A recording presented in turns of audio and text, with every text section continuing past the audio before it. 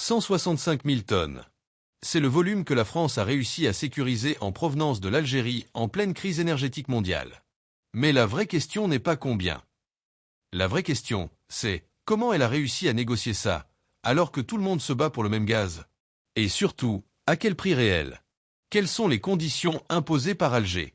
Si tu veux comprendre ce qui se cache vraiment derrière ces chiffres, abonne-toi maintenant, parce que la suite va t'expliquer un jeu de pouvoir que très peu de gens voient. Derrière ce chiffre, il y a une stratégie silencieuse que très peu de gens comprennent. Dans cette vidéo, on va décrypter comment ces 165 000 tonnes ont été négociées, pourquoi l'Algérie a accepté, et surtout combien la France a réellement payé chaque tonne.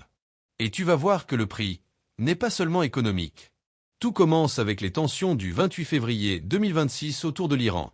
Très vite, le trafic maritime dans une zone clé pour le transport des hydrocarbures ralentit fortement. Les grands exportateurs du Golfe comme le Qatar ou les Émirats arabes unis commencent à avoir des difficultés. Et là, les marchés s'affolent.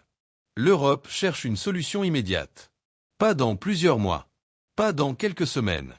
Tout de suite. Et dans ce chaos, un pays reste stable, l'Algérie. Pourquoi?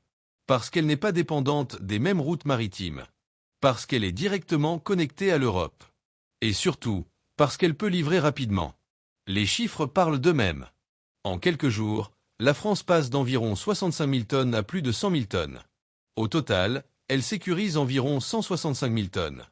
Mais ce n'est pas une simple commande. C'est une réaction stratégique dans l'urgence. Car au même moment, la concurrence est énorme.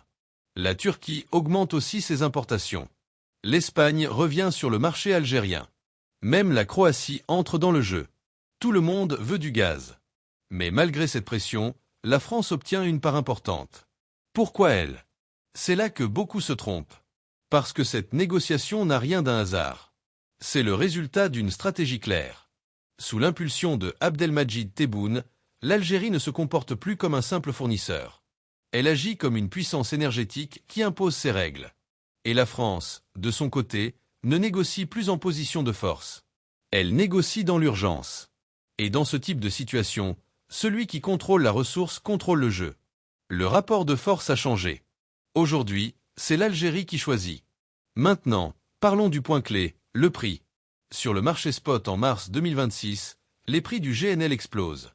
On parle d'une fourchette entre 6 cents et 9 cents dollars la tonne, parfois plus dans des situations d'urgence.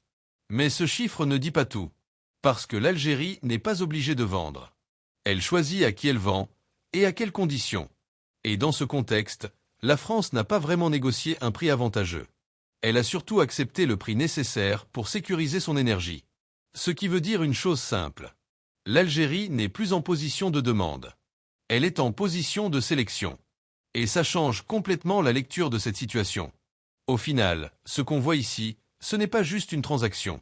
C'est un basculement. Un moment où l'équilibre des forces évolue. La France sécurise son énergie, oui. Mais à quel prix stratégique sur le long terme? Et de son côté, l'Algérie renforce son rôle sur la scène énergétique internationale. Dans un monde instable, le gaz devient une arme silencieuse. Et l'Algérie est en train de montrer qu'elle sait parfaitement s'en servir. Si tu veux rester en avance et comprendre les vrais enjeux géopolitiques, abonne-toi et active la cloche. On va continuer à décrypter l'actualité algérienne et ce qui se cache vraiment derrière les grandes décisions.